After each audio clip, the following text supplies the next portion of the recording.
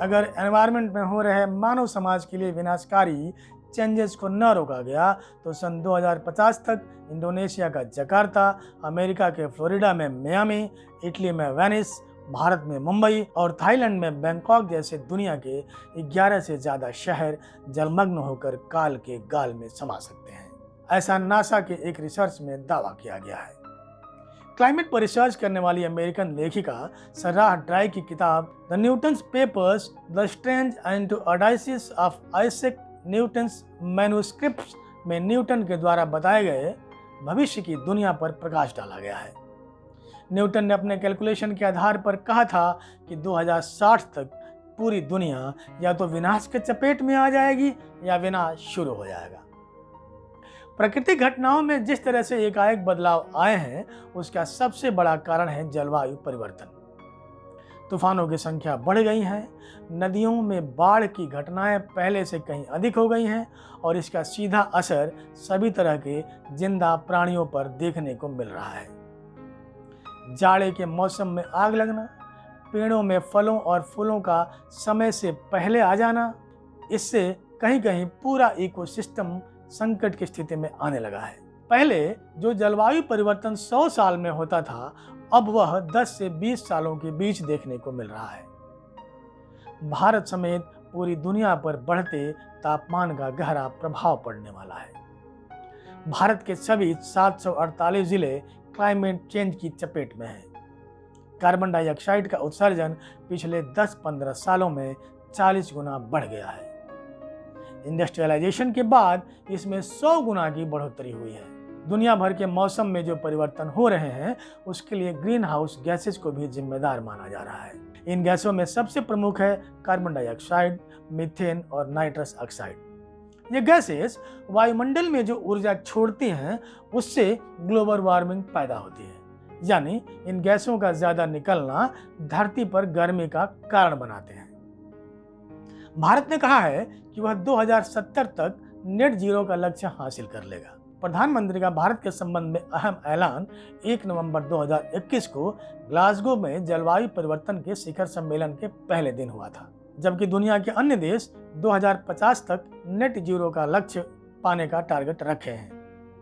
Net zero का मतलब यह है कि उस देश में इतने पेड़ लगाए जाएं या इस तरीके के तकनीकी का प्रयोग किया जाए जिससे एमिशन का प्रभाव कम हो और जो उनके द्वारा ग्रीन हाउस गैसेस का एमिशन हो रहा है इनके प्रयास उनके बराबर हों। जलवायु परिवर्तन पर इससे पहले एक बड़ा लक्ष्य 2015 में पेरिस में हुए 21वें जलवायु परिवर्तन सम्मेलन में किया गया था। भारत दुनिया का तीसरा सबसे बड़ा कार्बन उत्सर्जक देश है। पहले नंबर पर चीन है, फिर अमेरिका का नंबर है। हमारे रोजमर्रा के कामों में आने वाले इलेक्ट्रॉनिक डिवाइसेस, फ्रिज, एसी में इस्तेमाल होने वाले क्लोरोफ्लोरोकार्बन कंपाउंड भी वायुमंडल में ग्रीन हाउस गैसों के ज्यादा इकट्ठा होने के लिए जिम्मेदार है। एक सबसे बड़ा कारण है जीवाश्म ईंधन यानी फॉसिल फ्यूल।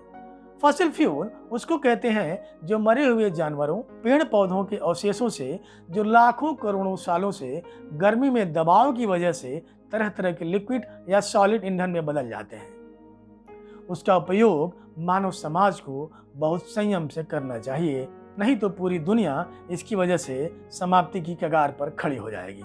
अमीर देशों को अपनी जिम्मेदारी को समझते हुए जल्द से जल्द जीवाश्म ईंधन के इस्तेमाल पर रोक के साथ प्रकृति को नुकसान पहुंचाने वाले कंपाउंडों पर रोक लगाने का प्रयास करना शुरू कर देना होगा। देखा जाए तो जनसंख्या के हिसाब से भारत का प्रति व्यक्ति कार्बन उत्सर्जन दुनिया की अमीर देशों के मुकाबले बहुत कम है। वास्तव में विकसित देशों ने विकास के नाम पर विनाश किया है। अमेरिका की आबादी जहां पूरी दुनिया की 4% है, वो दुनिया का लगभग 40% संसाधनों का उपयोग करता है। चीन के राष्ट्रपति शी जिनपिंग और रूस के राष्ट्रपति व्लादिमीर पुतिन शिखर सम्मेलन में हिस्सा नहीं लिए। इससे उनकी गंभीरता का अंदाजा लगाया जा सकता है। पर आखिर ये देश भी इसी गोले पर हैं और वहां आए 196 देशों ने वैश्विक तापमान की वृद्धि 2 डिग्री तक नीचे सीमित रखने का जो लक्ष्य तय किया है उसका असर इन नेताओं पर भी हुआ है। जाहिर है चीन और रूस जैसी महाशक्तियां भी इससे चिंतित हैं और अपने तरीके से इस पर काम कर रही हैं। 19वीं सदी की तुलना में धरती का तापमान 1.2 डिग्री सेल्सियस अधिक बढ़ चुका है और टेम्परेचर में कार्बन डाइऑक्साइड की मात्रा पहले से 50% तक बढ़ गई है। Assessment of climate changes over the Indian reason की रिपोर्ट के अनुसार हाल के दशकों में हिंदू कुश यानी हिमालय पर्वत की श्रृंखलाओं की चोटियों पर बर्फबारी की घटनाएं बढ़ी हैं। पिछले 45 सालों के आंकड़ों का विश्लेषण करने वाले वैज्ञानिकों का मानना है कि नेपाल का एवरेज टेम्परेचर 0.56% सालाना की दर से बढ़ रहा है और यह बढ़ोतरी दुनिया भर के एवरेज से ज़्यादा है। अगर इसी तरह से टेम्परेचर में बढ़ोतरी जारी रही तो हिमालय क्षेत्र का 2/3 ग्लेशियर इस सदी के अंत तक पिघल जाएंगे और उससे उतना जल बहाव होगा कि इन इलाकों में जल प्रलय जैसी स्थिति आ जाएगी। एक और बड़े कारण को हमको समझना होगा, वो है ओजोन परत। ओजोन परत पृथ्वी के एक वातावरण में पाए जाने वाला लेयर है जो सूर्य से आने वाली पैरावैगनिक किरणों यानी अल्ट्रावायलेट रेज के खिलाफ एक ढाल के रूप में काम करती है। इसका मानव स्वास्थ्य, जानवरों, पौधों, जीवधारियों और हवा की गुणवत्ता पर प्रभाव पड़ता है।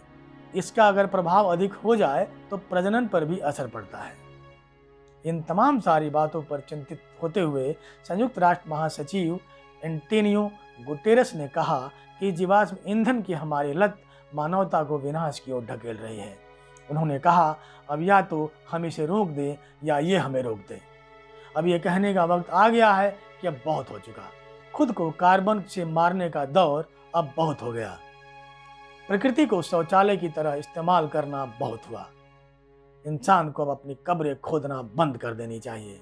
इसके लिए पूरी मानवता को मिलकर इस खतरे से उबरने का समय रहते मिलजुल कर प्रयास करना होगा। काइंड नॉलेज की आज की इस कड़ी में इतना ही।